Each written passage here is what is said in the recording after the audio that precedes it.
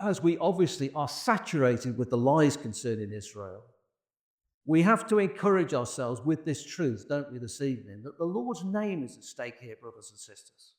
God's name is at stake. There is no higher authority than the name of God himself, the name of Yahweh, Elohim. He is the absolute authority. And interesting, and obviously we connect with in faith in this, but we read in Hebrews actually connecting to that truth, Hebrews 6 verse 13 to 20. We might just turn to that actually, Hebrews 6 verse 13.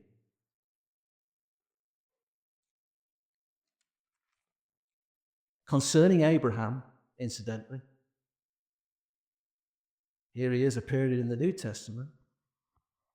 So Hebrews 6 verse 13, for when God made a promise to Abraham, because he could swear by no one greater, he swore by himself, saying, surely blessing I will bless you, and multiplying I will multiply you. And so after he had patiently endured, he obtained the promise. For men indeed swear by the greater, and an oath for confirmation is for them an end of all dispute.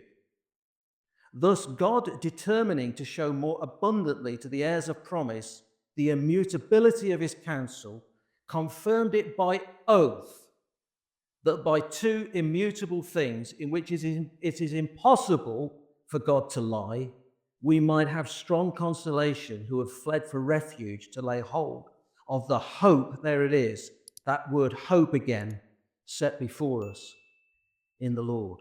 So the Lord's name is at stake, and I've listened over the last few months to people like a military analyst like Scott Ritter and Colonel McGregor. You may have heard of these guys.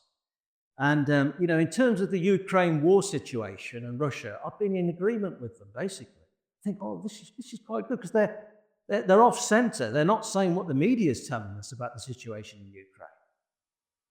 But it's interesting when these post October the 7th.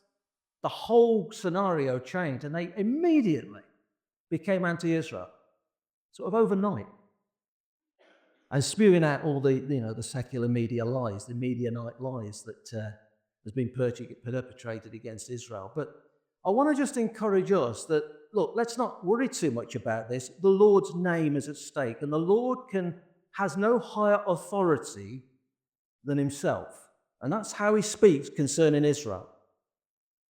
His name's at stake. Just a few of us here this evening. But that's powerful. Because the Almighty God is, and he has the last word. He says that Israel has got a future.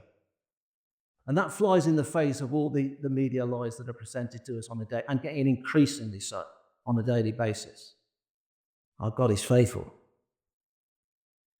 His interest in Israel is bound up with that. Isaiah 48, verse 11 to 12. For my own sake I will do it. For how should my name be profaned? Listen to me, O Jacob, and Israel, my cord. I am he, the first and the last, Isaiah 48. So that's good news. No higher authority than the name of God himself.